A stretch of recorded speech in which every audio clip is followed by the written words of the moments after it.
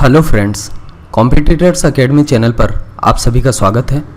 आज इस वीडियो में हम मई मंथ के इकोनॉमी करंट अफेयर 2020 को डिस्कस करेंगे। वीडियो में आगे बढ़ने से पहले मैं आपको इस वीडियो के बारे में बताना चाहता हूँ कि ये वीडियो प्रीलिम्स ज्ञान सीरीज़ 2020 का पार्ट है और इसमें 100 डेज़ का क्रैश कोर्स डिज़ाइन किया जाएगा, जिसमें यूपीएससी प्रीलिम्स में पूछे जाने वाले सभी सब्जेक्टों और करंट अफेयर्स की डिटेल में एनालिसिस दिया जाएगा और वो प्रीलिम्स स्पेसिफिक एनालिसिस होगा ताकि आप प्रीलिम्स कोर्स को अच्छे से पढ़ सकें, समझ सकें। इस चैनल का उद्देश्य स्मार्ट स्टडी और इजी लर्निंग को प्रमोट करना है और इस प्रीलिम्स ज्ञान सीरीज़ का उद्देश्य लॉकडाउन के दौरान जो बच्चों की स्टडी अफेक्टेड रही है या फिर जिन स्टूडेंट्स ने अपनी पढ़ाई कंप्लीट कर ली है बट वो रिवाइज करने की सोच रहे हैं, उनके लिए कम से कम समय में ज़्यादा से ज़्यादा स्मार्ट वे में पढ़ाई का स्कोप तैयार किया जा रहा है। तो चलिए वीडियो स्टार्ट करते हैं। आज की इस वीडियो में हम इन कुछ टॉपिक्स को कवर करेंगे, जैसा कि आप देख सकते हैं, जिसमें आत्मनिर्भर भारत अभियान हुआ, cooperative banks come under SARFAESI act as per the recent Supreme Court jurisdiction, central government debt, जो कि इसके ऊपर एक रिपोर्ट पब्लिश हुई थी। तो काम का जो टॉपिक है कि सेंट्रल गवर्नमेंट कहाँ से डेट प्रोक्योर करती है, उसके ऊपर बात करेंगे। ट्रिप्स फ्लेक्सिबिलिटीज़, G20 की अभी रिसेंटली मीटिंग हुई तो वहाँ पे इंडिया ने ट्रिप्स फ्लेक्सिबिलिटीज़ का मुद्दा उठाया था। एक पेट स्कीम है, ये एक एनर्जी एफिशिएंसी से रिलेटेड स्कीम है, परफॉर्म, अचीव एंड ट्रेड, ठीक है। उसके बाद में हम बात करेंगे एनर्जी ट्रांजिशन इंडेक्स की। ये वर्ल्ड इकोनॉमिक फोरम ने एक इंडेक्स निकाला है, तो इसके बारे में हम देखेंगे। Fair and remunerative price for sugar cane, ठीक है। तो एक और रिपोर्ट पब्लिश हुई थी शुगर केन से रिलेटेड, और तो काम का जो था अपने प्रीलिम्स पर्सपेक्टिव से तो अपन ने इस टॉपिक को लिया है। फिर फिशरीज सेक्टर इन इंडिया, तो कुछ इंपॉर्टेंट बातें देखेंगे इसमें। राइस एक्सपोर्ट प्रमोशन फोरम, ये एक सेंट्रल गवर्नमेंट की एक एजेंसी है, APEDA, ठीक है। एग्रीकल्चर एक्सपोर्ट्स से डील करती है ये, एग्रीकल्चर प्रमोशन एक्सपोर्ट्स से कुछ डील करती है ये एजेंसी, और उसमें ही इस फोरम का निर्माण किया गया है जो ये राइस एक्सपोर्ट प्रमोशन फोरम है। इसके बाद में हम देखेंगे कि बॉर्डर इंफ्रास्ट्रक्चर के लिए एक शेखटकर कमेटी बनी थी, उसने एक जो रिकमेंडेशन दी थी उनको डिफेंस मिनिस्ट्री ने अभी रिसेंटली मान लिया है और अब वो अप्लाई होगी। जो बॉर्डर इंफ्रास्ट्रक्चर होता है या फिर रोड डेवलपमेंट होते हैं उसके लिए। इसके बाद में हम वॉलेंट्री रिटेंशन रूट के बारे में देखेंगे, जो कि फॉरेन पोर्टफोलियो इन्वेस्टर्स को मतलब लुभाने के लिए बोल लो या फिर उनको अट्रैक्ट करने के लिए एक स्कीम बनाई है ताकि वो इंडिया के डेट इंस्ट्रूमेंट्स में भी इन्वेस्ट करें और लॉन्ग टर्म के लिए इन्वेस्ट करें। ऐसा नहीं है कि सिर्फ शॉर्ट टर्म के लिए इन्वेस्ट किया और फिर चले गए। तो दोस्तों आगे देखते हैं, अब स्टार्ट करते हैं टॉपिक्स को वन बाय वन। तो दोस्तों फर्स्ट टॉपिक है आत्मनिर्भर भारत अभियान। Prime minister outlined 20 lakh crore stimulus package which was accompanied with large scale structural reform. Actually prime minister ने ये स्कीम लॉन्च की है, 20 लाख करोड़ का पैकेज लॉन्च किया गया है, जिसमें आत्मनिर्भर बनने की तरफ जोर दिया जाएगा और उसके लिए काफ़ी सारे स्ट्रक्चरल रिफॉर्म्स लाए जाएंगे। It has been clearly specified that this idea of self-reliance is not about a return to the era of import substitution or isolationism। इसका मतलब ये नहीं है, इस स्कीम का मतलब ये नहीं है कि हम इम्पोर्ट सब्सटीट्यूशन पे ज़्यादा जोर देंगे, जो कि एक कोल्ड वार एरा और उससे पहले का इशू बना हुआ था। मीन्स इम्पोर्ट सब्सटीट्यूशन का मीन होता है कि इम्पोर्ट को तो रेस्ट्रिक्ट करना और एक्सपोर्ट को एक्सपांड करना। ये एक तरीके की मर्केंटलिज्म पॉलिसी होती है दोस्तों, बट इंडिया का कंसर्न बिल्कुल भी आत्मनिर्भर होने का ये मतलब नहीं है, इसमें ऐसा कहा गया है। इसके बाद आत्मनिर्भर अभियान जो चल रहा है उसको इंपोर्ट सब्सटीट्यूशन से मतलब कंपेयर किया गया है इस स्लाइड में, और बताया गया है कैसे डिफरेंस है। Import substitution relied extensively on imposing high import duties and discouraging foreign trade, while Atmanirbhar Bharat focuses on reforms and improving ease of doing business. मतलब गवर्नमेंट का फोकस इस स्कीम के थ्रू ईज ऑफ डूइंग को promote करना है और इसके अलावा काफ़ी सारे स्ट्रक्चरल रिफॉर्म्स को लेकर के आना है, ताकि इसमें फॉरेन फर्म्स भी इंडिया में इन्वेस्ट करने में काफ़ी इंटरेस्ट शो करें। और import substitution model advocated a centralised top down model, whereas Atmanirbhar Bharat emphasized on freeing Indian entrepreneurship and innovation from bureaucratic hurdle। आपको पता है कि ये करप्शन बहुत होता है ब्यूरोक्रेसी में, तो उसको रिड्यूस करने की तरफ जोर दिया जाएगा और कैसे भी करके जो है गवर्नमेंट का फोकस सिर्फ एंटरप्रेन्योरशिप और इनोवेशन को बढ़ाना रहेगा, और जितने भी स्ट्रक्चरल रिफॉर्म लाए जा सकते हैं वो इस स्कीम के अंतर्गत लाए जाएंगे। और ऐसा नहीं होगा कि सारी मशीनरी को सेंट्रलाइज कर दिया जाएगा, ये टॉप डाउन मॉडल को अपनाया जाएगा, रादर देन जो भी इजी गोइंग तरीके होंगे जिससे कि ईज ऑफ डूइंग बढ़ सके और काफ़ी स्ट्रक्चरली रिफॉर्म्स लाए जा सके, उस पर जोर दिया जाएगा। यही आत्मनिर्भर भारत का उद्देश्य है। और इसमें कुछ 5 पिलर्स हैं जिसके ऊपर बात की गई है कि जो गवर्नमेंट का फोकस है, द आइडिया ऑफ आत्मनिर्भर Bharat is based on 5 pillars. तो इसमें इकोनॉमी पे फोकस दिया जाएगा, इंफ्रास्ट्रक्चर, और इसके अलावा हमारे जो गवर्नमेंट का सिस्टम है, जो मशीनरी है, उसको कैसे बेटर बनाया जा सकता है टेक्नोलॉजी की मदद से या कंटेम्प्रेरी जो बेटर पॉलिसीज़ हैं उनकी मदद से, तो उस पर फोकस किया जाएगा। 4th पिलर बोलता है कि हम डेमोग्राफी का यूज़ करेंगे। ये एक इम्पॉर्टेंट पिलर है जो कि आत्मनिर्भर बनने में बहुत मदद करेगा। डेमोग्राफी से क्या मतलब आ रहा है, हमारे देश में 60 करोड़ यूथ है, 60 करोड़ यूथ से हम कितना कुछ अचीव कर सकते हैं। तो हमारे प्राइम मिनिस्टर का फोकस भी इस साइड रहता ही है कि डेमोग्राफी डिविडेंड का काफ़ी यूज़ किया जा सके। और डिमांड 5th पिलर होगा, क्योंकि इंडिया में 130 करोड़ आबादी है, तो आप सोच सकते हो कि इस देश में कितना ज़्यादा डिमांड पोटेंशियल है। As per the guidelines of the SARFAESI act, it allows banks and financial institution to auction properties residential and commercial when borrowers fail to repay their loans। जब भी दोस्तों जो बोरोवर्स हैं अगर वो लोन को चुका नहीं पाते हैं तो उसके लिए बैंक्स को ये राइट दिया जाता है या फाइनेंशियल इंस्टीट्यूशन को ये राइट दिया जाता है कि वो उसकी कोलेटरल को, जो कि उसकी प्रॉपर्टीज़ होगी, उसका ऑक्शन करा सकते हैं और उसको सेल करके अपना पैसा वसूल कर सकते हैं। It enables banks to reduce their non performing assets by adopting measures for recovery और रिकंस्ट्रक्शन। तो इससे जो है एनपीए को कम करने में भी मदद मिलेगी। इस पर्पज से ये 2002 में ये स्कीम लाई गई थी। फिर it is effective only against secured loans where banks can enforce the underlying security. अब यहाँ पे देखो दोस्तों, बात हुई है सिक्योर्ड लोन्स की, इसमें अनसिक्योर्ड लोन्स की बात नहीं हुई है, जिसके बारे में हम अभी आगे देखेंगे। ये स्कीम केवल इफेक्टिव है सिक्योर्ड लोन्स के अगेंस्ट में, और इट प्रमोट्स करती है the setting up of asset reconstruction companies.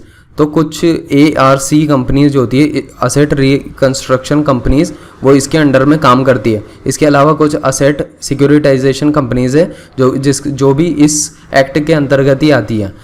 अब आपको जो है इसमें कॉन्टेक्स्ट समझ आएगा पूरे से कि जो सुप्रीम कोर्ट जुरिस्डिक्शन है, the Supreme Court jurisdiction address the following issues pertaining to cooperative banks in view of several conflicting decisions by Supreme Court. So competence of the parliament to regulate debt recovery procedures of cooperative banks registered under the state specific acts। ठीक है, तो इसमें ये हो रहा था कि ये सब जो कोऑपरेटिव बैंक्स है ना, ये तो स्टेट स्पेसिफिक एक्ट्स में आते हैं, तो इसके ऊपर सरफाइसी एक्ट कैसे लागू हो सकता है। इसके ऊपर कई लोगों ने पिटीशन डाल दी थी और हाई कोर्ट में मुद्दा गया, वहाँ पे रिजोल्व नहीं हुआ तो सुप्रीम कोर्ट में गया, और सुप्रीम कोर्ट ने ये डिसाइड किया कि भाई ये तो जो है सरफाइसी एक्ट बिल्कुल लागू हो सकता है जो सेंट्रल गवर्नमेंट ने बनाया है। तो अब ये जो सेंट्रल गवर्नमेंट का ये एक्ट है, ये अब कोऑपरेटिव बैंक्स के ऊपर भी लागू हो सकता है। और यहाँ पे मल्टी स्टेट कोऑपरेटिव बैंक्स हैं जो कि कई स्टेट्स में वर्क कर रहे हैं, उनके ऊपर अब सरफासी एक्ट लागू हो पाएगा। So petitioners also questioned whether cooperative banks fall under union list और स्टेट लिस्ट। वही बात रिपीट हो रही है यहाँ पे, आप ये देख लीजिए। अब इसके ऊपर जो है ये बैंकिंग रेगुलेशन एक्ट 1949 भी अब कोऑपरेटिव बैंक्स के ऊपर अप्लाई हो पाएगा, ठीक है। तो डिफरेंसेस हैं कुछ यहाँ पे। जो प्रीलिम्स पर्सपेक्टिव से एक इम्पोर्टेंट टॉपिक लगा मुझे वो था IBC means insolvency and bankruptcy code है और सरफासी एक्ट है। भाई इसमें फ़र्क क्या है, ये दोनों एक जैसे ही तो हैं। यहाँ पे भी कोई बैंक कोई कंपनी है वो फेल हो जाती है तो सरफासी एक्ट में उसका रेजोल्यूशन होता है, ठीक है। और IBC में भी क्या होता है कि भाई कोई कंपनी है तो वो फेल हो जाती है तो इंसॉल्वेंसी और बैंकरप्सी कोड में जा सकती है। तो देखते हैं हम difference. SARFAESI act 2002 cover only secured financial creditors while IBC protect the rights and interest of both secured and unsecured creditors। दोस्तों कई बार क्या होता है, कोई भी कंपनी होती है ना तो उसमें कुछ सिक्योर्ड इन्वेस्टर्स होते हैं और कुछ अनसिक्योर्ड क्रेडिटर्स होते हैं। तो सरफासी एक्ट के अकॉर्डिंग तो ये था कि जो सिक्योर्ड क्रेडिटर्स थे उस कंपनी के, उन सब का पैसा तो उनको लौटा दिया जाएगा, बट अनसिक्योर्ड को पैसा नहीं मिल पाएगा। बट इंसॉल्वेंसी और बैंकरप्सी कोड के थ्रू ये प्रोविज़न लाया गया कि अब से जो है सिक्योर्ड के साथ साथ अनसिक्योर्ड क्रेडिटर्स को भी प्रॉपर्ली लोन प्रोवाइड, उनको उनका पैसा प्रोवाइड किया जाएगा, ठीक है। तो IBC 2016 provides that during the insolvency resolution process as defined in the code the code takes precedence over the SARFAESI act. जब भी कोई ऐसा इंसॉल्वेंसी का मुद्दा आएगा ना तो अगर इम्पोर्टेंस दी जाएगी तो IBC एक्ट को दी जाएगी, ठीक है। ये इसके एक सेक्शन 14(1)(c) में लिखा गया था। बट नेक्स्ट देखते हैं कि IBC provides for separate adjudication authority होती है, ठीक है, for companies and limited liability partnership dealt by the national company law tribunal. तो ये ध्यान रखना दोस्तों, जो IBC के केसेस है ना वो रिजॉल्व होते हैं नेशनल कंपनी लॉ ट्रिब्यूनल में, जबकि सरफासी एक्ट के जो प्रोविजंस थे वो डेट रिकवरी ट्रिब्यूनल्स में सॉल्व होते हैं, ठीक है, जो भी मैटर्स होते हैं। फिर बात होती है कि यहाँ पे एक जब किसी का पैसा डूब जाता है, जब इतने लोग हैं और कोई बैंक अगर मान लो डूब गया तो उस बैंक का पैसा कैसे लौटाए, बैंक कैसे इन सब लोगों का पैसा लौटाएगा। तो उसके लिए गवर्नमेंट एक एक्ट के साथ आई थी जिसका नाम है deposit insurance and credit corporation act था, जिसके अंडर में ये एजेंसी काम करती है। फिर उसमें हुआ क्या कि व्हाट्स द इशू, इसमें क्या है कि ये न्यूज़ में क्यों आया, ये अभी रिसेंटली न्यूज़ में क्यों आया, इसके ऊपर बात करते हैं। पहले तो कॉन्टेक्स्ट देख लेते हैं। Recently Reserve Bank of India recently cancelled the licence of Mumbai based CKB cooperation bank for the following reasons. क्यों लाइसेंस कैंसिल कर दिया? क्योंकि financial position of the bank was highly adverse and unsustainable थी और the bank is not in a position to pay its present and future depositors. So the bank failed to meet the regulatory requirements of maintaining a minimum capital adjudication ratio of 9% and reserves। तो अब आप देखो कि अब इसमें जो है एक इम्पोर्टेंट टर्म सामने आती है जो प्रीलिम्स पर्सपेक्टिव से इम्पोर्टेंट हो सकती है, कैपिटल एडजुकेशन रेशो। तो दोस्तों आप यहाँ देख सकते हैं what is capital to risk weighted asset ratio.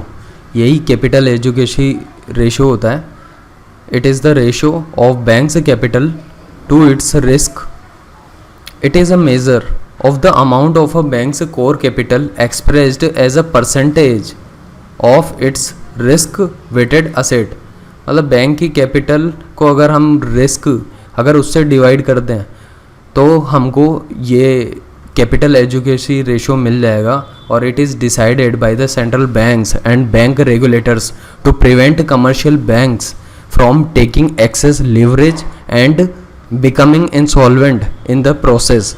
ठीक है, ऐसा इसलिए कहा जा रहा है बैंक डिफ़ॉल्ट नहीं हो जाए फ्यूचर में, तो उससे बचाने के लिए जो है ना सेंट्रल बैंक जो है हमारा आरबीआई जो है उसने गाइडलाइंस बना रखी है कि आपको कैपिटल एजुकेसी रेशो को 9% पे मेंटेन करके चलना है, ठीक है। और आपको ध्यान होगा कि 2008 के फाइनेंशियल क्राइसिस के बाद में एक बेसल कमेटी बनी थी, बेसल 3 नॉर्म्स आई थी उसके बेसिस पे, और उसने कहा था कि हर बैंक को कैपिटल एजुकेसी रेशो 8% पे मेंटेन करके चलना पड़ेगा, ठीक है। अब नेक्स्ट स्लाइड देखते हैं, इसमें क्या बोल रहा है। इसमें बताया जा रहा है दोस्तों डिपॉजिट इंश्योरेंस के बारे में, ठीक है। जो एजेंसी DICGC हमने बात की थी, deposit insurance and credit guarantee corporation, इसके बारे में बात की थी ना हमने, तो अब उसके बारे में और बात बताई गई है यहाँ पे। ये how is it regulated in India, India में कैसे रेगुलेशन होता है इसका। Deposit insurance is providing insurance protection to the depositors money by receiving a premium, ठीक है। तो प्रीमियम रिसीव करती है ये DICGC और उसके बदले में डिपॉजिटर्स की मनी को प्रोटेक्ट करती है, ठीक है। एक तरीका इंश्योरेंस कवर प्रोवाइड करती है। The government has set up deposit insurance and credit guarantee corporation under RBI to protect depositors if a bank fails. DICGC charges 10 paise होते हैं per 100 rupee of deposits held by bank. तो ये premium जो होगा ये कौन भरेगा, the premium paid by the insured banks to the corporation is paid by the banks. तो बैंक ही इस प्रीमियम को भरते हैं and is not passed on to depositors. तो डिपॉजिटर्स को ये प्रीमियम नहीं भरना होता है, ठीक है। DICGC last revised the deposit insurance cover to 5 lakh in Feb 2020, raised it from 1 lakh since 1993। तो जब ये DICGC का एक एक्ट बना था ना 1993 में, तब तो 1 लाख रुपए तक का प्रीमियम कवर था, मतलब प्रीमियम पे कवर मिलता था 1 लाख का। अब ये 5 लाख कर दिया गया 2020 में, फरवरी 2020 में। आगे देखते हैं आगे क्या है। Who are insured by DICGC, कौन कौन इंश्योर्ड होता है। The corporation covers all commercial and cooperative banks except in Meghalaya, Chandigarh, Lakshadweep and Dadra and Nagar Haveli. Besides only primary cooperative societies are not insured by the DICGC, ठीक है। तो आपको ये ध्यान रखना है, ये एक्सेप्शन से ध्यान रखना है कि ये DICGC जो है ना सभी ऑल इंडिया के बैंकों को मतलब जो है नहीं कवर करता है, ये मेघालय वालों को छोड़ देता है। ये मेघालय वालों के कोऑपरेटिव सोसाइटीज़ को छोड़ देता है, मेघालय, चंडीगढ़, लक्षद्वीप और दादर एंड नगर हवेली। आपको याद रह जाएगा ये, क्योंकि ये छोटे छोटे सी जगह हैं, बिल्कुल। मेघालय भी छोटा सा एरिया है और चंडीगढ़ भी देख लो आप, छोटी सी जगह। लक्षद्वीप और ये दादर एंड नगर हवेली ये सब तो यूनियन टेरिटरीज होगी। Only primary cooperative societies are not insured by the DICGC। तो ये जो प्राइमरी कोऑपरेटिव सोसाइटीज़ है ये भी इनको भी कोई इंश्योरेंस नहीं मिला हुआ है DICGC की तरफ से। अब यहाँ पे कुछ बातें हैं। DICGC जो है does not include the following type of deposits, मतलब DICGC में ये भी जो है डिपॉजिट्स को इंक्लूड नहीं किया गया इस स्कीम में। वो कौन कौन से, जैसे मान लो कोई किसी फॉरेन गवर्नमेंट का पैसा किसी बैंक में पड़ा हुआ है और वो बैंक डिफ़ॉल्ट हो गया तो पैसे नहीं मिलेंगे इनको। और इसके अलावा जैसे देख सकते हो स्टेट और सेंट्रल गवर्नमेंट के डिपॉजिट पे भी पैसा नहीं मिलेगा। इंटर बैंक डिपॉजिट्स, मतलब एक बैंक दूसरे बैंक में पैसा जो जमा करता है अपना, तो जो बैंक डिफ़ॉल्ट कर जाएगा ना जब, तो दूसरे जिस बैंक ने डिफ़ॉल्ट किया था उसको पैसा नहीं मिलेगा। Deposit of the state land development banks with the state cooperative banks, ठीक है। तो इनको भी इस तरह से पैसा नहीं मिलेगा। सिर्फ ये स्कीम एक्चुअली लोगों के पैसे को प्रोटेक्ट करने के लिए बनाई गई है, क्योंकि आम आदमी का पैसा अगर डूब जाता है तो उसको कैसे बचाया जाए, तो इसलिए गवर्नमेंट इस स्कीम को लेकर के आई थी, ठीक है। Any amount due on account of any deposit received outside India, India से बाहर से भी कोई पैसा है और बैंक में डिपॉजिट किया उन्होंने, तो उनका पैसा भी जो है उनको नहीं मिलता है इस स्कीम के तहत, ठीक है। तो उनके पैसे को प्रोटेक्ट नहीं करती है ये स्कीम, इसका मतलब ये है। Any amount specially exempted bye the DICGC with previous approval of RBI। तो ऐसा भी हो सकता है ना कि भाई DICGC ने जो है ना आरबीआई से कुछ प्रीवियस अगर अप्रूवल ले लिया तो उसके बेसिस पे भी उन चीज़ों के लिए जो है कोई इंश्योरेंस नहीं मिलेगा डिपॉजिट के ऊपर। आगे देखते हैं। देखो दोस्तों, ये खास चीज़ है कि सेंट्रल गवर्नमेंट डेट में क्या क्या आता है। तो इसको दो पार्ट्स में बांटा गया है, एक तो पब्लिक डेट और दूसरा है other liabilities. All liabilities of central government contracted against the consolidated fund of India. ठीक है, तो एक तरीके से कंसोलिडेटेड फंड ऑफ इंडिया एक कोलेटरल की तरह काम करता है गवर्नमेंट की डेट के लिए। ठीक है, और इसके अलावा liabilities in the public account, जो पब्लिक अकाउंट होता है उसमें जो लाइबिलिटीज़ होती है, such as liabilities on account of state provident fund, reserve fund and deposit and other account. तो ये पब्लिक अकाउंट से रिलेटेड जितना भी गवर्नमेंट डेट लेती है ना, वो अदर लाइबिलिटीज़ में आता है। और मेनली हम यहाँ पे जो है पब्लिक डेट के बारे में डिस्कस करेंगे कि गवर्नमेंट कैसे पैसा जनरेट करती है, कैसे डेट जनरेट करती है, मतलब कैसे लेती है, कर्ज कैसे लेती है। ठीक है, एक तो इंटरनल डेट के थ्रू लेती है या फिर एक्सटर्नल डेट के थ्रू लेती है। अब इंटरनल डेट में जाएं तो मार्केटेबल डेट होती है और नॉन मार्केटेबल डेट होती है। अब मार्केटेबल डेट की बात करें तो ये किस तरीके की डेट है? It includes government dated securities and treasury bills issued through auctions. समझ आया आपको? इट इंक्लूड्स गवर्नमेंट डेटेड, जो गवर्नमेंट, इसमें क्या है, गवर्नमेंट डेटेड सिक्योरिटीज़ आती है, साथ में कुछ ट्रेजरी बिल्स भी आते हैं, इशूड थ्रू ऑक्शंस। इसके अलावा हम नॉन मार्केटेबल डेट्स के बारे में भी देखें तो ये किस तरीके की होती है। ये शॉर्ट टर्म टाइप की डेट्स होती हैं इसमें। It includes intermediate treasury bills, जैसे 14 दिन का कोई इंटरमीडिएट ट्रेजरी बिल हुआ या फिर इशूड टू स्टेट गवर्नमेंट्स को।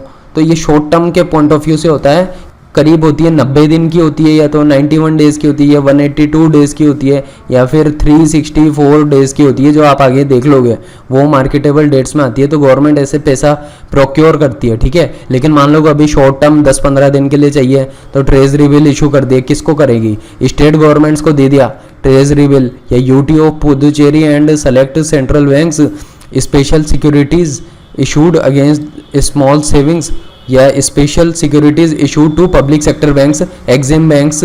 तो इनको मतलब है ना, कुछ शॉर्ट टर्म ड्यूरेशन के लिए ना ये बिल्स पकड़ा देती है गवर्नमेंट और उनसे पैसा प्रोक्योर कर लेती है, उसके बदले में उनको इंटरेस्ट दे देती है, और तो क्या करेगी। एक्सटर्नल डेट जो होती है दोस्तों, उसका कैसे इंडिया में प्रोविज़न है, उसको जो है आर्टिकल 292 में कवर किया गया है। Article 292 of the constitution allows the central government to borrow from outside the territory of the country, मतलब देश के बाहर से भी पैसा लाया जा सकता है एक्सटर्नल डेट की फॉर्म में। अब इसको देखते हैं इस टेबल में कि यहाँ पे किस तरह से इंडिया का कितना डेट है। ठीक है, तो पब्लिक डेट करीब 41% था जो 2017-18 में था, वो कम हो गया है, 40% हो गया अभी। ठीक है, तो और बात करें यहाँ पे जो खास बात थी मुझे जो इम्पोर्टेंट लगी वो थी कि ये सारी जो डेट है गवर्नमेंट हर फील्ड में कम करने में सक्षम हो पा रही है, इसको छोड़ के, केवल नॉन मार्केटेबल डेट को छोड़ करके गवर्नमेंट जो है बाकी सब में है ना डेट बर्डन को कम रिड्यूस कर ही रही है, बाकी इसमें इंक्रीज हो रही है हमारी नॉन मार्केटेबल डेट के थ्रू। मतलब आप देखोगे तो शॉर्ट टर्म जो होती है ना, जो 14 दिन की डेट पीरियड होता है उसमें मतलब इस तरीके की छोटी मोटी डेट्स जो होती हैं, मतलब कुछ टाइम पीरियड की इंस्टेंटली जो डेट लेती है गवर्नमेंट, वो इंक्रीज़ हो रही है मतलब कहीं ना कहीं। तो ओवरऑल तो डिक्रीज़ ही हो रही है गवर्नमेंट की डेट। ठीक है, तो अब आगे देखते हैं। शॉर्ट टर्म डेट है, इसको थोड़ा और डिटेल से वापस से देख लेते हैं। Short term debt of the central government जो होती है refers to the total amount of debt maturing within the next 12 month. तो जो 12 महीने के अंदर में मैच्योर होती है ना जो डेट, उसको बोलते हैं शॉर्ट टर्म डेट। ठीक है, it includes 14 day intermediate treasury bills भी आते हैं, रेगुलर ट्रेजरी बिल भी आते हैं, डेटेड सिक्योरिटीज़ भी आती हैं, maturing in the ensuring 1 year, और एक्सटर्नल डेट भी है with remaining maturity of less than 1 year. जो लेस देन 1 ईयर में है ना वो सारी आती हैं ये शॉर्ट टर्म डेट के अंदर में। ठीक है, आगे बढ़ते हैं। ट्रेजरी बिल्स में क्या बोल रहा है? Treasury bills are discounted instrument है actually which help the government in managing its short term cash flow mismatches. जो शॉर्ट टर्म में गवर्नमेंट को मिसमैचेस होते हैं ना, पैसा कम पड़ गया गवर्नमेंट के पास तो कहाँ से प्रोक्योर करें, तो ट्रेजरी बिल्स के थ्रू गवर्नमेंट पैसा प्रोक्योर करती है। ये किस तरीके के हो सकते हैं, 91 डेज़ का, 182 डेज़ का, 364 डेज़ का। इसके अलावा ये वापस से 14 डे का इंटरमीडिएट ट्रेजरी बिल्स है, इसके ऊपर बात हो रही है। आर नॉन मार्केटेबल, ये ध्यान रखना, ये अकेला नॉन मार्केटेबल इंस्ट्रूमेंट है यहाँ पे, ये बाकी नहीं है ये नॉन मार्केटेबल, ये सब तो मार्केटेबल इंस्ट्रूमेंट हो गया, ये नॉन मार्केटेबल इंस्ट्रूमेंट हो गया। Issue to the state governments को and select central banks to enable them to deploy their short term surpluses cash as at a fixed interest rate. तो जिनसे भी लेती है ना, जिन भी स्टेट गवर्नमेंट से लेती है, उन सबको जो है फिक्स्ड इंटरेस्ट रेट पे कर देती है सेंट्रल गवर्नमेंट, ठीक है। गवर्नमेंट की डेट को मैनेज करने के लिए एक स्पेशल बॉडी भी बनी हुई है जिसका नाम है पब्लिक डेट मैनेजमेंट एजेंसी। इसके अंडर में एक सेल है, पब्लिक डेट मैनेजमेंट सेल, जो कि मिनिस्ट्री ऑफ फाइनेंस के अंडर में बजट डिवीज़न में वर्क करती है और ये 2016 में एस्टेब्लिश्ड की गई थी। ये एक स्टैट्यूटरी बॉडी है, तो आप इसका ध्यान रखना। ये एक बॉडी है जो गवर्नमेंट के डेट की कैलकुलेशन करती है या डेट को किस तरह से मैनेज किया जाए उस पर काम करती है। नेक्स्ट टॉपिक ट्रिप्स फ्लेक्सिबिलिटीज़ है।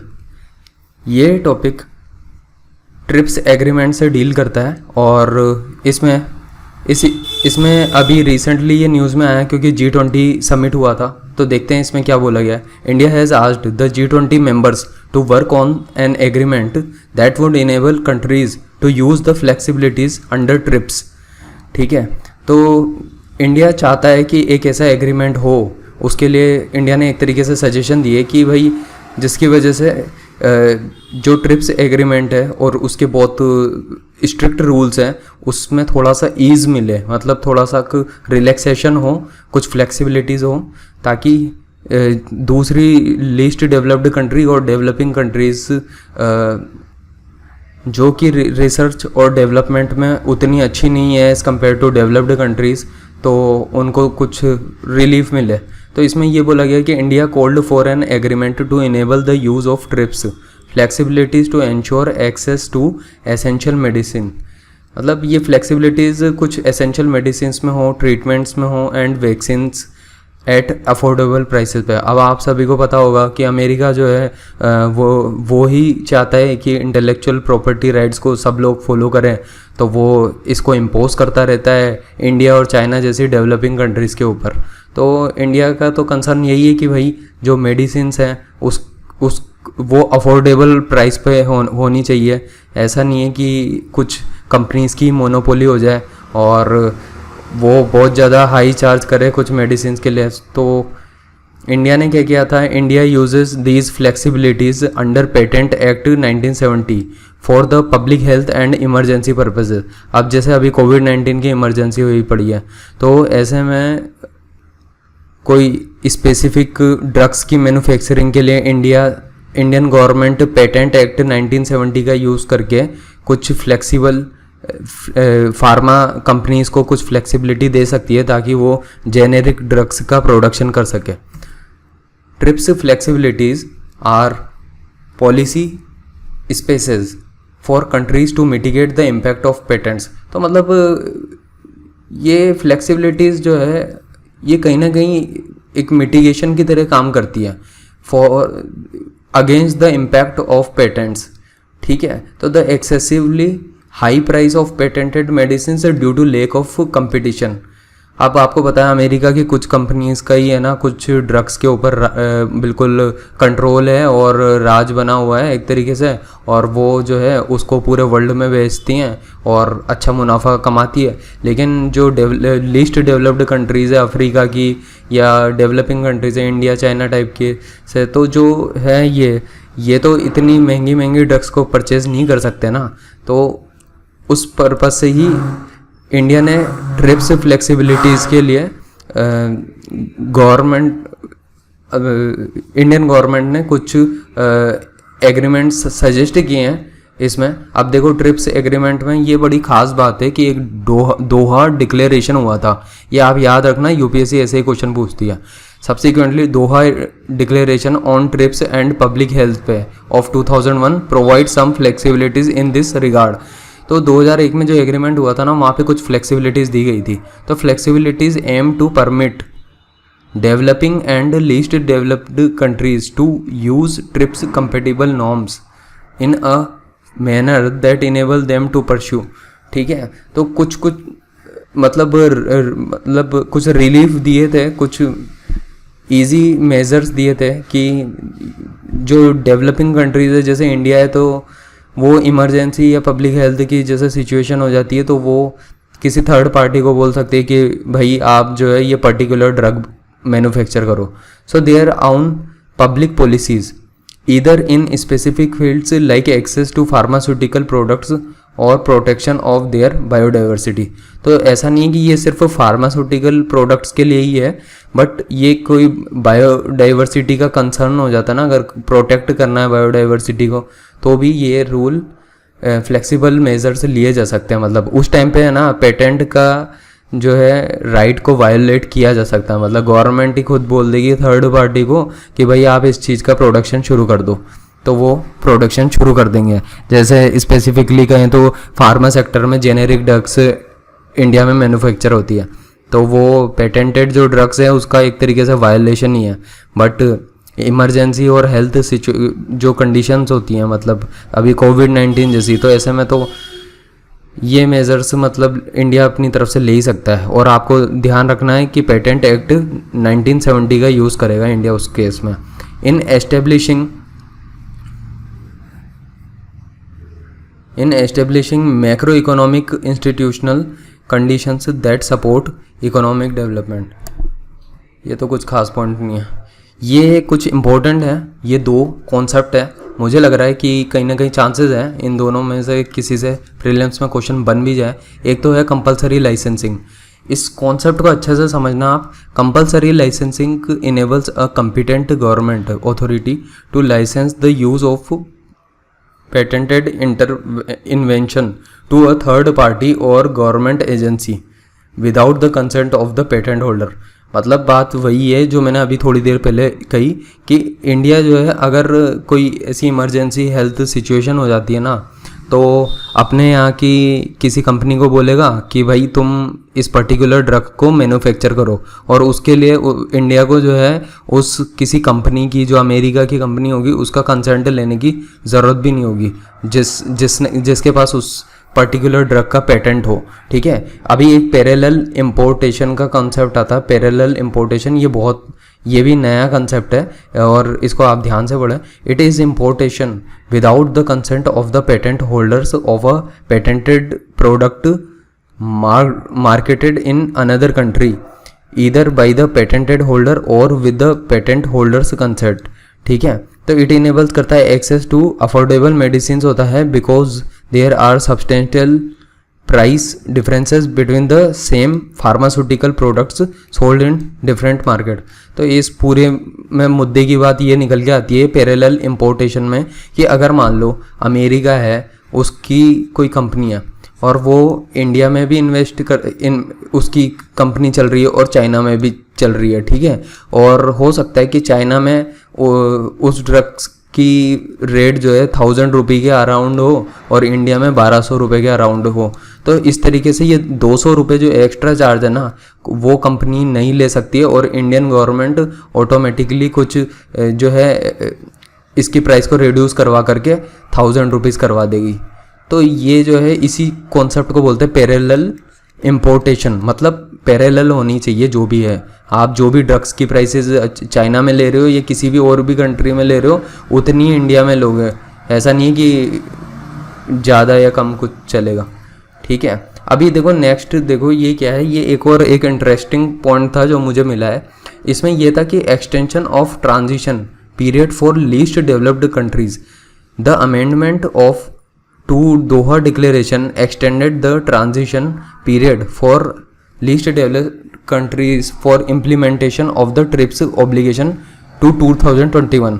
अब आपको पता ही होगा इंडिया ने तो ट्रिप्स एग्रीमेंट 2001 के आसपास जो भी है ज्वाइन कर लिया था इंडिया ने।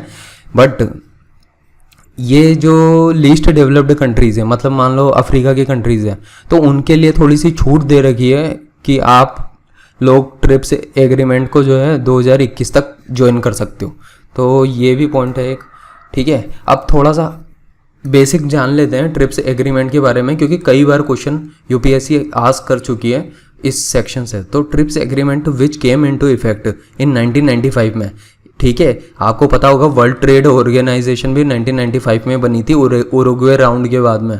तो 1995 में जब बनी तो is the most comprehensive multilateral agreement है ऑन इंटेलेक्चुअल प्रॉपर्टी, इसके ऊपर बना हुआ है। So it was negotiated between 1986 1994 तक बातें चीतें होती रही। फिर उसके बाद में ये निकल के मुद्दे की बात आई कि उरुग्वे राउंड में, जो कि ये पुरानी एजेंसी थी, मतलब गेट नाम से, general agreement on tariff and trade, मतलब ये एक पुरानी एजेंसी है। मतलब वर्ल्ड ट्रेड ऑर्गेनाइजेशन से पहले जो है, जब 1995 में WTO इमर्ज हुआ, उससे पहले जो है ना, गेट जो है इस पूरे वर्ल्ड में ट्रेड को की एक्टिविटी को देखती थी, ठीक है। तो ट्रेड कंट्रोल करने वाली ऑर्गेनाइजेशन थी, यूँ मान सकते हो आप। तो which led to establishment of the World Trade Organization, ठीक है।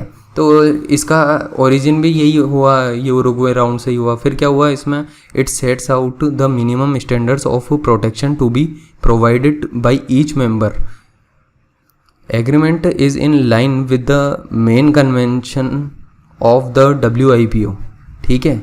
कुछ मेन कन्वेंशन, WIPO है वर्ल्ड इंटेलेक्चुअल प्रॉपर्टी ऑर्गेनाइजेशन है, और इसके अंडर में 2 कन्वेंशन ये हुए थे। एक तो पेरिस का समझौता हुआ था, पेरिस कन्वेंशन हुआ था एक तो यहाँ पे, और एक बर्ने करके कन्वेंशन हुआ था, ठीक है। अब ये क्या हुआ, इन दोनों कन्वेंशन में ये बात निकल के आई, पेरिस कन्वेंशन तो इंडस्ट्रियल प्रॉपर्टी के लिए था, मतलब जो इंडस्ट्रियल प्रोडक्ट जो बनते हैं ना, उनका पेटेंट से रिलेटेड था।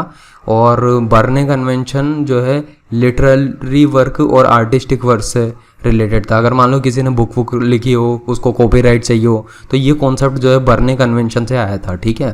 तो इसको जो है ट्रिप्स में मतलब समाहित कर लिया, या फिर आप बोल दो उसमें ही इंक्लूड कर लिया था, ठीक है, इन दोनों कॉन्सेप्ट को। अभी मैं बताऊंगा कि ट्रिप्स के अंदर कौन कौन से आते हैं, वो बड़ी इंटरेस्टिंग चीज़ है, और वो यूपीएससी पूछने में इंटरेस्ट लेगी भी सही, क्योंकि पहले भी उस पर क्वेश्चन आ चुका है। It contains provisions on civil and administrative procedures and remedies, provisional measures, special requirements related to border measures and criminal procedure. तो ये सब भी आता है इसमें, ये सारे प्रोविजंस भी आते हैं इसमें, ठीक है। फिर क्या बोल रहा है, the agreement makes disputes between World Trade Organization member about the respect of the TRIPS obligation object to the WTO's dispute settlement procedure। तो यार WTO की कोई भी मान लो डिस्प्यूट हो जाती है ना, कि भाई तुमने एक कंट्री दूसरी कंट्री को बोले कि भाई तुम्हारी कंट्री की इस कंपनी ने हमारी कंट्री की कंपनी का पेटेंट राइट, मतलब जो भी है इंटेलेक्चुअल प्रॉपर्टी राइट को वायलेट किया है, तो ये जाकर के जाएंगे, ये WTO डिस्प्यूट रेजोल्यूशन करवाएंगे वहाँ, डिस्प्यूट सेटलमेंट मैकेनिज्म है उसके थ्रू, ठीक है।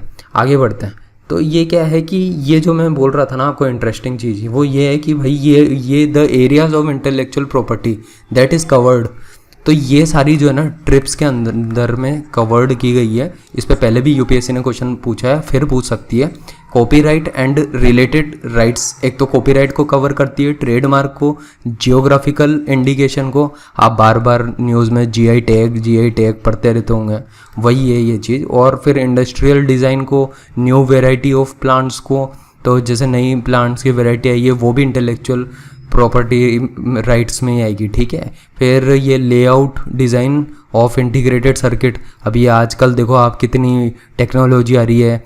एक बारी आपको ध्यान हो तो एप्पल कंपनी के ने जो है सैमसंग के ऊपर आरोप लगाया था कि भाई तुमने हमारा कोई सर्किट डिज़ाइन कॉपी कर लिए, ये है। फिर बाद में सैमसंग को कुछ पैसे वैसे भरने पड़े थे। तो ऐसे होता है ये सब चीज़ों का इंटेलेक्चुअल प्रॉपर्टी का सीन। फिर trade secrets and test data, तो ये भी कुछ इंपॉर्टेंट चीज़ें हैं, ट्रेड सीक्रेट और टेस्ट डाटा। ये रेड मार्क मैंने इसलिए किया, ये चीज़ें दिमाग से निकल जाती है और यूपीएससी ऐसे ही ऑप्शन बना करके फंसा करके डालता है कि भाई साहब न्यू वेराइटी ऑफ प्लांट्स के ऊपर, कि भाई कौन याद रखेगा ये चीज़ आसानी से, तो लोग क्या फंस जाते हैं वहाँ पेपर में। ट्रेड सीक्रेट्स हो गया यहाँ पे, एंड टेस्ट डाटा हो गया, तो ये भी शेयर नहीं किया जा सकता। यहाँ पे एक पॉइंट है, membership in the WTO includes an obligation to comply with the TRIPS agreement, मतलब जो भी WTO का मेंबर है ना उसको ये ट्रिप्स एग्रीमेंट से मतलब ऑब्लिगेशन है, मतलब इसको ज्वाइन करना ही पड़ेगा। अब दोस्तों ये देखो PAT करके एक स्कीम है, पेट स्कीम। इसकी फुल फॉर्म देखें तो ये है perform, achieve and trade scheme. ये किस चीज़ से डील करती है? अगर बात करें, ये डील करती है एनर्जी एफिशिएंसी से। क्यों? देखो, इन line with the energy conservation and efficiency policies of the bureau of energy efficiencies under the ministry of power, perform, achieve and trade scheme under the national mission of enhanced energy efficiency. तो ये जो mission है, national mission on enhanced energy efficiency, इसके under में एक scheme चलाई जा रही है जिसका नाम है PAT, PAT, perform, achieve and trade. इसमें क्या होता है, इंडस्ट्रीज़ को सर्टिफिकेट्स प्रोवाइड किए जाते हैं जो भी एनर्जी को सेव करती है, मतलब जो एनर्जी एफिशिएंट इंडस्ट्रीज़ होती हैं उनको कुछ सर्टिफिकेट प्रोवाइड किए जाते हैं। उसके बारे में भी मैं अभी आगे बता दूंगा। ये जो स्कीम है ना, national mission for enhanced energy efficiency, ये national action plan on climate change के ऊपर है, ठीक है, जो कि लॉन्च हुआ था 2012 में, ठीक है। तो इसमें हुआ क्या, the government release the first report card of the PAT scheme. अभी ऐसा ही कुछ हुआ। तो इन 2012 में the government has set targets to save energy in 8 energy intensive sectors, ठीक है, under the energy conservation act 2001। ये एक्ट बहुत इंपॉर्टेंट है। क्यों बोल रहा हूँ मैं इंपॉर्टेंट है? क्योंकि ये जो ब्यूरो ऑफ एनर्जी एजेंसी है ना, ये इस एक्ट के अंदर इसका मतलब एक्चुअली डेवलपमेंट हुआ है। ये स्टैट्यूटरी बॉडी कैसे बनी है, तो वो इस एक्ट के थ्रू बनी है, ठीक है। तो इसमें ये 8 एनर्जी इंटेंसिव सेक्टर्स कौन कौन से आते हैं? ये chlor, alkali, pulp and paper, textile, aluminium, thermal power plants, fertilisers, iron and steel and cement, ये सब सेक्टर्स कवर होते हैं। आप एक बार अच्छे से इसको याद कर लेना और ये मत भूलना, एनर्जी कंजर्वेशन एक्ट 2001 में आता है ये ब्यूरो ऑफ एनर्जी एफिशिएंसी जो एजेंसी है। इसके बाद नेक्स्ट स्लाइड कह रही है कि it is a market based mechanism in which sectors are assigned efficiency targets.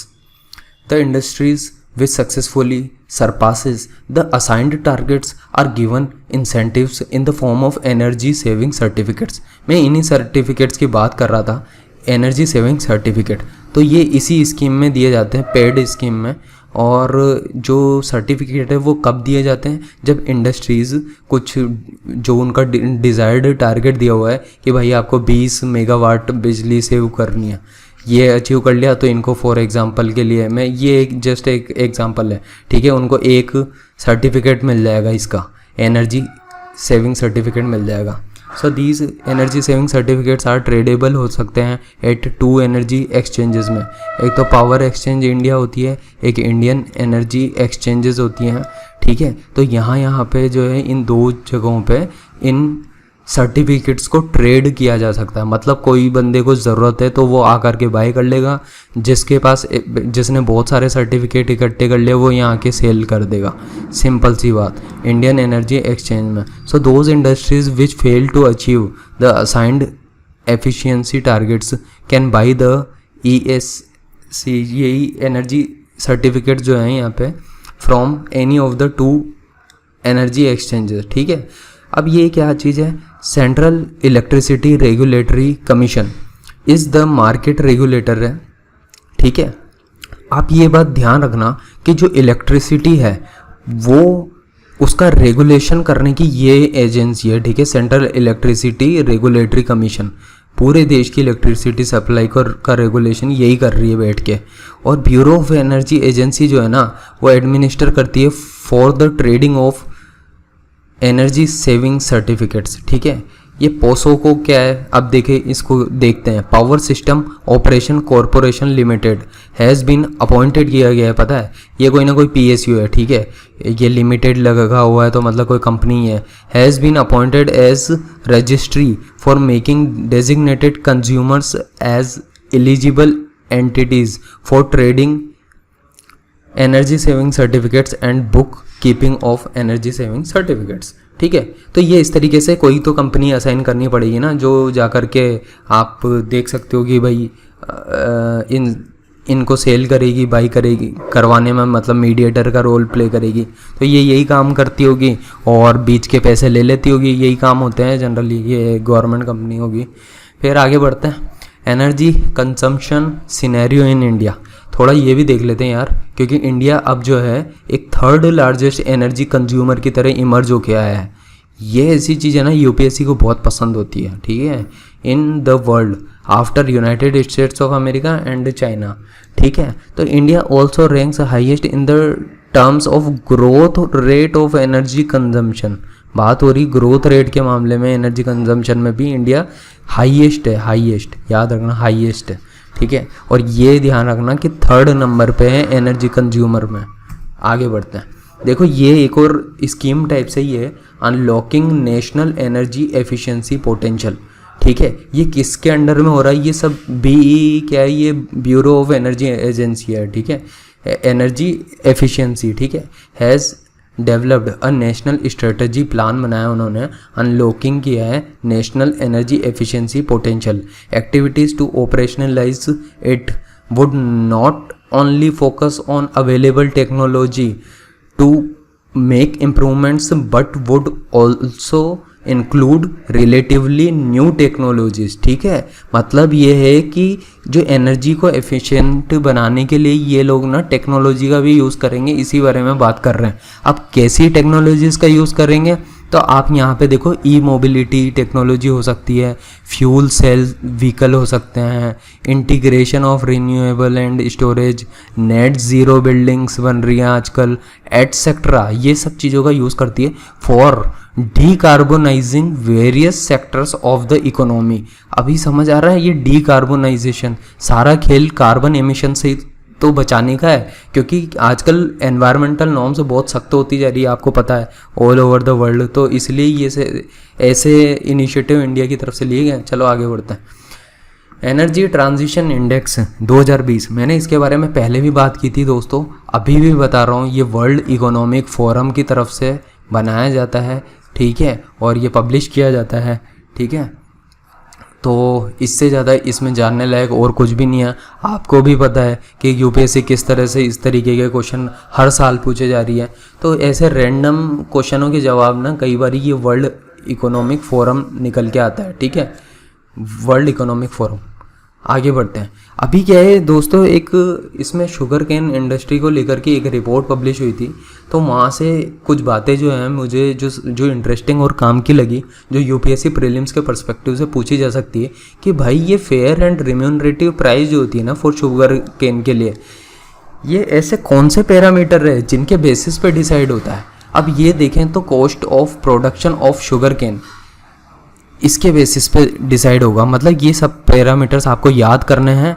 UPSC हो सकता है 3-4 स्टेटमेंट दे देगा, फिर 1 2 3 2 3 4 राइट कौन सा है, फिर इस तरीके से पूछेगा वो कि 1 2 3 4 चारों पॉइंट सही हैं। इस तरीके से के क्वेश्चन बनाता है यूपीएससी यहाँ पे। अभी इसको पढ़ लेते हैं, cost of production of sugar cane return to the grower from alternative crops and the general trend of prices of agricultural commodities.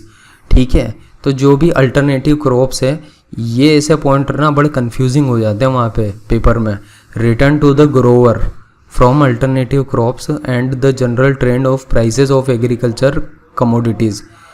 ठीक है, तो जो दूसरी अल्टरनेटिव क्रॉप्स से जितना पैसा आता है ना, उसके बेसिस पे भी मतलब प्राइस का मतलब एनालिसिस होता है। ये शुगर केन की भाई कितनी प्राइस रखनी है।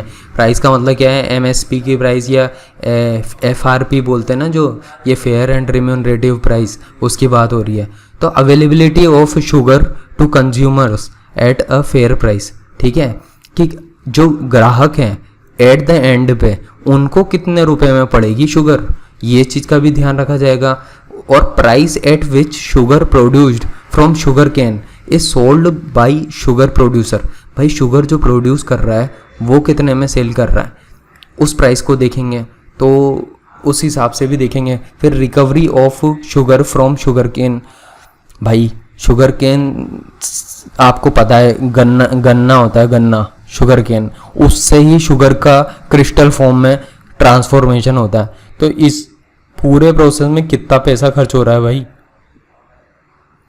इस चीज़ को भी ध्यान रखेंगे, ठीक है। फिर रियलाइजेशन करेंगे made from sale of by products, जैसे मोलासिस, ठीक है, बगासी और प्रेस मड। इस पे क्वेश्चन आ चुका है यूपीएससी में, दिमाग में बिठा लेना इनको और अच्छे से सर्च कर लेना गूगल पे एक बार इन टर्म्स को, ठीक है। वैसे तो कम चांसेस है वापस पूछने की, बट आ जाता है क्वेश्चन का, कोई भरोसा नहीं है यूपीएससी का। प्रेस मड और देयर इनपुटेड वैल्यू, ठीक है, मतलब ये सारा का सारा ना कचरा होता है एक्चुअली। गन्ना जब सूख जाता है ना, चूस जाता है, मतलब उसका पूरा रस निकल जाता है ना, उसके बाद में जो सूखा सूखा सा बचता है ना, वही ये प्रोडक्ट होते हैं मोलासिस, बगासी और प्रेस मड, ठीक है। और फिर reasonable margins from the grower of sugar cane on account of risk and profit.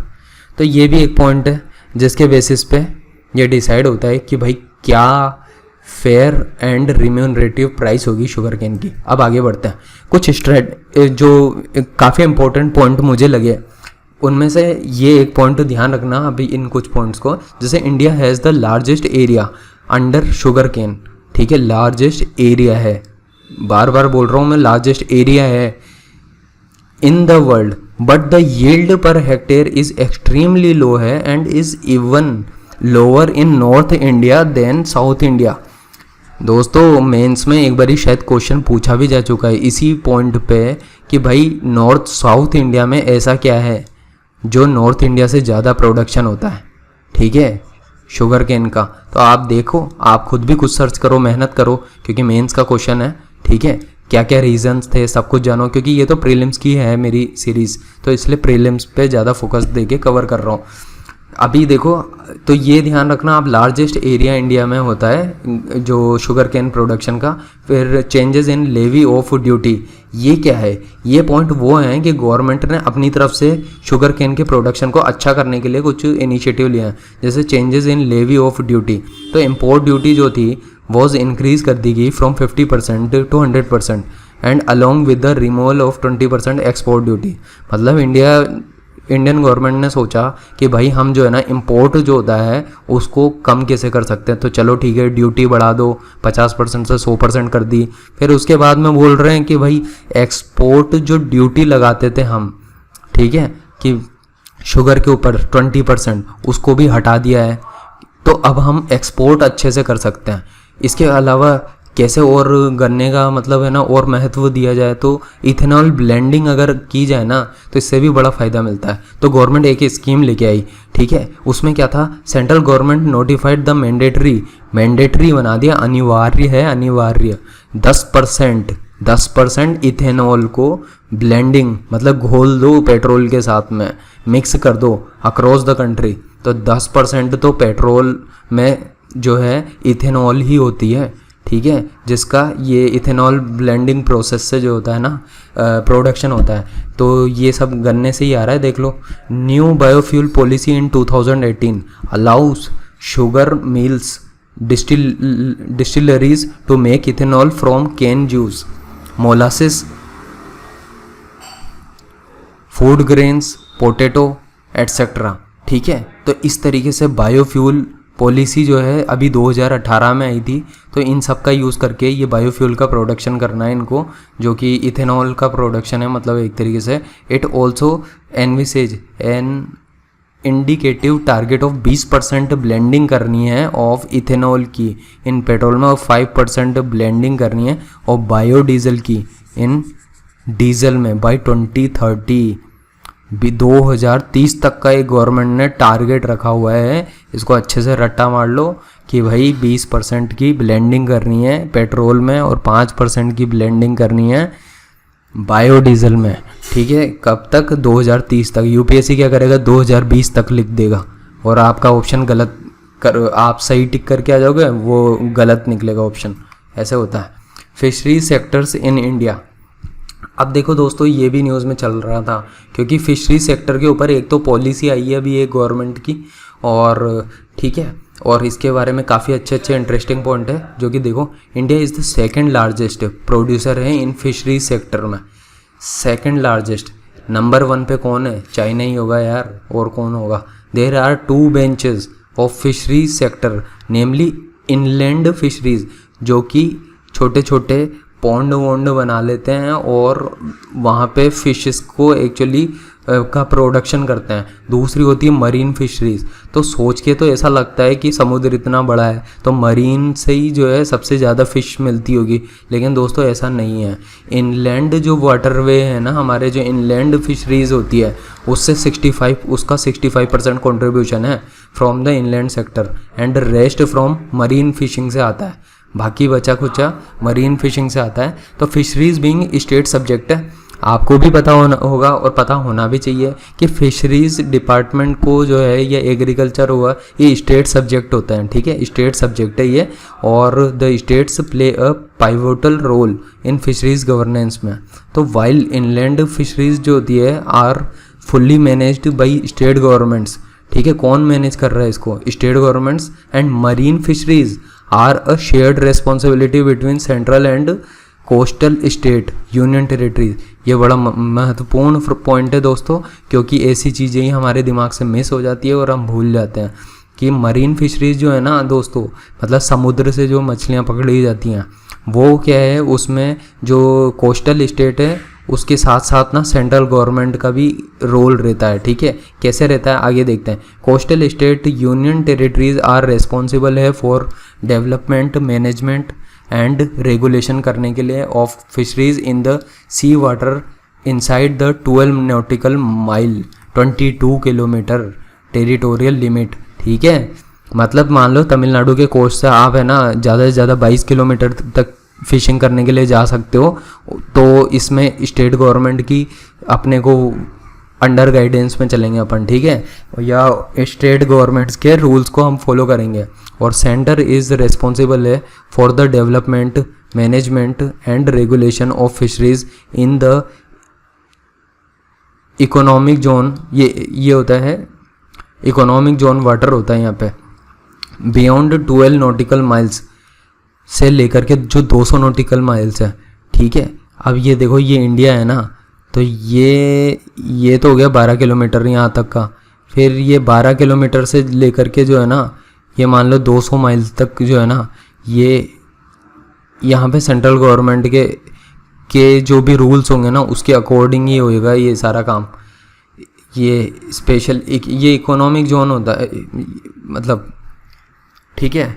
वहाँ पे फिशरीज़ करने के लिए जो है सेंट्रल गवर्नमेंट से पूछना पड़ता है, या फिर सेंट्रल गवर्नमेंट ही उसके लिए सारे रेगुलेशंस बनाती है, ठीक है। तो कहाँ से 12 किलोमीटर से 200 नॉटिकल माइल्स तक, 12 नॉटिकल माइल से लेके 200 नॉटिकल माइल तक, और जो लैंड से लेकर के 12 नॉटिकल माइल्स तक स्टेट गवर्नमेंट के अंडर में आती है। अच्छे से याद रखना इन चीज़ों को। फिर आगे बढ़ते हैं। देखो राइस एक्सपोर्ट प्रमोशन फोरम है, ये अभी बनाई गई है। ये करती क्या है? Government setup rice export promotion forum under the aegis of the Agriculture and Processed Foods Export Promotion Development Authority, APEDA, दिमाग में बिठा लो APEDA। ये एक एजेंसी है, इसके अंडर में क्या किया गवर्नमेंट ने, ये फोरम बना दिए राइस एक्सपोर्ट प्रमोशन फोरम। क्यों बनाई? गवर्नमेंट को लगता है कि अब इंडिया को जो है, इंडिया में सरप्लस राइस का प्रोडक्शन हो रहा है और हमको दूसरी कंट्रीज़ में भी राइस को भेजना चाहिए, ठीक है। तो इसलिए गवर्नमेंट ने इस अथॉरिटी को जो है, ये APEDA जो एजेंसी है, इसको ये ठेका दे दिया, एक तरीके से बोल दिया अरे गवर्नमेंट की एजेंसी है ये, ठीक है। लेकिन ये Ministry of Commerce and Industry में आती है, ठीक है, और ये प्रमोट करती है इंडिया के प्रोडक्ट्स को, ठीक है। तो क्या लिखा हुआ है यहाँ पे? APEDA was establish under the Agriculture and processed food products export development authority. India के जो एग्रीकल्चर और प्रोसेस्ड फूड हैं उनको जो है ना कहीं दूसरे विदेशों में जाकर के भेजना, एक्सपोर्ट करवाने के लिए प्रमोट करती है ये एजेंसी। अब देखो काम क्या है, कॉमर्स का काम है, तो ministry of Commerce and industry के अंडर में आती है ये। इट इज़ इसमें कंफ्यूज मत हो जाना कि ये मिनिस्ट्री ऑफ एग्रीकल्चर में आती है, ये Ministry of Commerce and Industry में आती है। It is mandated with the responsibility of export promotion and development of products such as fruits, vegetables, meat, poultry, dairy products, floriculture, alcoholic, non alcoholic beverages et cetera. Agriculture export promotion scheme of APDA. APDA provides financial assistance to the required exporters under the सब components of the scheme. ठीक है. अभी ये जो है ना APDA, ये जो एजेंसी है, ये करती क्या है कि ये ना जो एक्सपोर्टर होंगे ना, अपने इंडिया से एक्सपोर्ट करने का काम करते हैं, उन लोगों को फाइनेंशियली भी असिस्टेंस देती है कि जाओ दोस्तों और जा कर के आप इस राइस को, या ये मीट है, या पोल्ट्री है, या ऐसे डेयरी प्रोडक्ट है, वेजिटेबल है, इन सबको बेचो विदेश में जा कर के. ऐसे बोलती है वो उन लोगों को. ठीक है. या उनको प्रमोट करती है इस तरीके से कि एक्सपोर्ट करने के लिए. ठीक है. तो बात ये आती है रजिस्टर्ड स्कीम्स जो भी हैं इसके अंडर में market development, infrastructure development, quality development और ट्रांसपोर्ट असिस्टेंस. अब देखो ये जो है ना, ये स्कीम्स हैं जो कि ये एजेंसी चलाती है. क्यों चलाती है? ताकि एक्सपोर्ट के लिए अच्छा माहौल मिले. जैसे मार्केट को डेवलप करना, मतलब मंडियाँ इस्टेब्लिश करना इस तरीके से, या इंफ्रास्ट्रक्चर डेवलपमेंट करना. कहीं पे मान लो रूरल एरियाज है जो है, वहाँ पे इंफ्रास्ट्रक्चर नहीं होगा तो इंफ्रास्ट्रक्चर बनाना, APMC मंडीज़ बनाना, ऐसे ऐसे काम करती है ये भी इसके काम है ताकि एक्सपोर्ट बूस्ट हो. ठीक है. क्वालिटी डेवलपमेंट करना, जैसे क्वालिटी डेवलपमेंट मतलब क्वालिटी कंट्रोल टाइप से चीज़ें आ जाती हैं, जिसमें ट्रांसपोर्ट का असिस्टेंस प्रोवाइड करना, जो छोटे किसान होते हैं या ठीक है, तो उन तक जो है ट्रांसपोर्ट की फैसिलिटीज़ प्रोवाइड करवा के इस तरीके के ये इनिशिएटिव लेती रहती है. फिर आगे देखते हैं. APDA has also been entrusted with the responsibility to monitor the impact of sugar as well. ये भी बहुत इम्पोर्टेंट पॉइंट था मुझे, इसलिए मैंने इसको कवर किया कि भाई ये जो है इसको सौंप दिया गया है. एंट्रस्टेड मतलब सौंप दिया गया है ये रेस्पॉन्सिबिलिटी मॉनिटर करने की. इम्पोर्ट जो होता है ना ऑफ शुगर का, शुगर के इम्पोर्ट की मॉनिटरिंग करने की जिम्मेदारी भी APDA जो कि एग्रीकल्चर एक्सपोर्ट प्रमोशन स्कीम है. ठीक है. ये इसको मतलब इस एजेंसी को agriculture and processed food product export development authority को सौंप दिया गया. ठीक है. अब आगे बढ़ते हैं. ये कुछ इंटरेस्टिंग फैक्ट था, इसको मैं हैश पॉइंट बोलता हूँ. ये मेरी आदत है इसलिए मैंने हैश पॉइंट बोलना शुरू किया इसको. तो India is the second largest producer of rice in the world and has been largest exporter of rice है after the shipment of non basmati were allowed from 2011. ठीक है. तो इंडिया सेकेंड नंबर का लार्जेस्ट प्रोड्यूसर है rice का. पहले number पे तो आपको आइडिया लग ही गया होगा कौन होगा. And has been the largest exporter of rice after the shipment of the non basmati were allowed. ठीक है. अब आगे बढ़ते हैं. ये एक शेखटकर करके कमेटी बनी थी, इसने रिकमेंडेशन दी थी बॉर्डर इंफ्रास्ट्रक्चर को लेकर के. तो इसकी रिकमेंडेशन को जो है अभी डिफेंस मिनिस्ट्री ने मान लिया है, एक्सेप्ट कर लिया है. उसके बेसिस पे ये कुछ इंपॉर्टेंट पॉइंट बन रहा था, तो मैंने जो है एक तो ये रेड से हाईलाइट कर दिया इसको. तो पढ़ लेता हूँ एक बार. Outsourcing road construction work beyond optimal capacity of border road organisation, engineering procurement contract mode is made mandatory for execution of all works costing more than 100 crore. जो भी वर्क 100 करोड़ से ज़्यादा कॉस्ट के हैं उन सभी वर्क्स को इंजीनियरिंग प्रोक्योरमेंट कॉन्ट्रैक्ट, ये एक नए तरीका का मॉडल है दोस्तों. जैसे PPP होता है ना, BOT होता है ना, उसी तरीके से ये एक इंजीनियरिंग प्रोक्योरमेंट कॉन्ट्रैक्ट, ये भी एक मॉडल होता है. ठीक है. तो in IPC mode private player is paid to lay roads and it has no role in road ownership, toll collection और मेंटेनेंस में. ठीक है. It is taken care of by government. ये बड़ी इंटरेस्टिंग और मज़ेदार चीज़ है यहाँ पे कि देखो इस मॉडल की ख़ास बात ये है कि एक बार ही प्रोजेक्ट पूरा हो गया ना, फिर प्राइवेट कंपनी को कोई लेना देना नहीं है. ना वो टोल कलेक्ट करेगी, ना वो उसका मेंटेनेंस करेगी, ना ही वो उसका रोड का ओनरशिप पे हक जताएगी कि भाई मेरी इतनी % हिस्सेदारी थी इस रोड में। ठीक है, आगे बढ़ते हैं।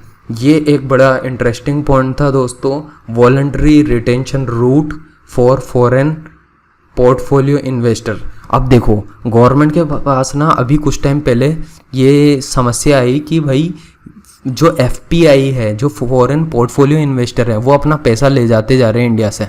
लेकिन हम चाहते थे कि उनका पैसा जो है विदेश से पैसा आए और वो बहुत सारा इन्वेस्टमेंट इंडिया में करें, तो उनका इन्वेस्टमेंट लॉन्ग टर्म के लिए हो। ऐसा नहीं है कि कुछ महीने 2 महीने के लिए पैसा आया मार्केट में और फिर वो खींच करके पैसा ले गए। तो इंडिया ने क्या किया, एक स्कीम लेके आई इंडिया।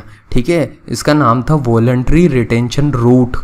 ठीक है, इसमें क्या होता है, it is a new channel of investment available to FPIs to encourage them to invest in debt markets. ठीक है, in India over and above their investment through the regular routes है, और रेगुलर रूट से करें तो the objective is to attract करना था long term and stable FPI investment into debt markets while providing foreign portfolio investments with operational flexibility to manage their investment। अब आप बताओ, आपको एक बात बताता हूँ मैं, ये डेट मार्केट के पीछे क्यों पड़े हुए हैं? क्योंकि डेट मार्केट में ना दोस्तों बहुत लंबे लंबे इन्वेस्टमेंट होते हैं, लॉन्ग टर्म होते हैं इन्वेस्टमेंट। लॉन्ग टर्म इन्वेस्टमेंट में फ़ायदा ये होता है ना कि इंडिया के मार्केट में अगर कोई कंपनी आगे 1000 करोड़ इन्वेस्ट कर रही है तो वो 10 साल तक, 15 साल तक, 20 साल तक रखा रहेगा। तो उससे क्या होगा ना, हमको सिर्फ जो है ना यहाँ से सिर्फ एक इंटरेस्ट रेट होगी, उतने इंटरेस्ट देना होगा, जैसे 6% हो सकता है, 8% हो सकता है, वो कुछ भी हो सकता है। ठीक है, ऐसे ही एक एक्सचेंज ट्रेडेड फंड भी होता है, तो गवर्नमेंट चाहती है उसमें भी ये लोग इन्वेस्ट करें। एक्सचेंज ट्रेडेड फंड भी जो है उसमें भी ब्याज दिया जाता है, एक तरीके से डेट मार्केट है वो भी। ठीक है, VRR स्कीम जो होती है यहाँ पे अलाउस करती है FPI को, मतलब फॉरेन पोर्टफोलियो इन्वेस्टर को, to participate in repo transactions में and also invest in exchange traded fund में। ये देखो, ये रेपो ट्रांजेक्शन क्या है, कुछ समझ आ रहा है आपको? एक ओपन मार्केट ऑपरेशन नाम की चीज़ होती है ना, ओपन मार्केट ऑपरेशन। उसमें क्या होता है कि RBI जो होता है ना वो डेट सिक्योरिटीज़ बेचता है। ठीक है, तो हो सकता है कि गवर्नमेंट जो होता है ना, ये इस रूट के थ्रू जो है गवर्नमेंट सिक्योरिटीज़ को बेचेगा ये फॉरेनर्स को, और उनको बोलेगा, उसमें बॉन्ड साइन करेंगे कि भाई हम 6% 7% आपको इंटरेस्ट रेट देंगे, अब आप इन सिक्योरिटीज़ को ख़रीद लो और हमको पैसे दे दो। तो गवर्नमेंट हो सकता है इस तरीके से भी पैसा प्रोक्योर करेगी, मतलब इकट्ठा करेगी। ठीक है, and also invest in exchange traded fund. Exchange traded fund का एक उदाहरण दे देता हूँ, एक एग्जांपल है भारत बॉन्ड। ठीक है, उसके बारे में आप सर्च करना, पढ़ना आप लोग। ठीक है, बाकी एक एग्जांपल था तो बता दिया मैंने एक्सचेंज ट्रेडेड फंड कैसा होता है। ठीक है, ऐसे PSU बैंक्स का भी एक गवर्नमेंट ने जो है बॉन्ड रिलीज़ कर रखा है। ठीक है, तो that invest in debt instruments में। तो गवर्नमेंट तो यही चाहती है कि डेट इंस्ट्रूमेंट में ये लोग इन्वेस्ट करें। तो दोस्तों इस वीडियो में तो यहीं तक, और अगर आपको वीडियो पसंद आई हो तो आप इस चैनल को लाइक करें, सब्सक्राइब करें दोस्तों चैनल को, वीडियो को लाइक करें, शेयर करें अपने दोस्तों के साथ।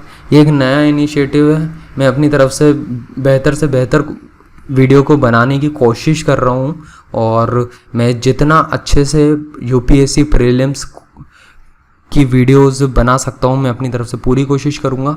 आपको फर्दर इस वीडियो की जो PDF है यहाँ पे लिखा हुआ है, ये PDF आपको इस वेबसाइट, इस पे टेलीग्राम लिंक पे मिल जाएगी, कॉम्पिटिटर्स अकेडमी, जिसका लिंक आपको डिस्क्रिप्शन बॉक्स में मिल जाएगा आपको। ठीक है, यहाँ पे कुछ लिखा हुआ है दोस्तों, ये पढ़ लीजिए।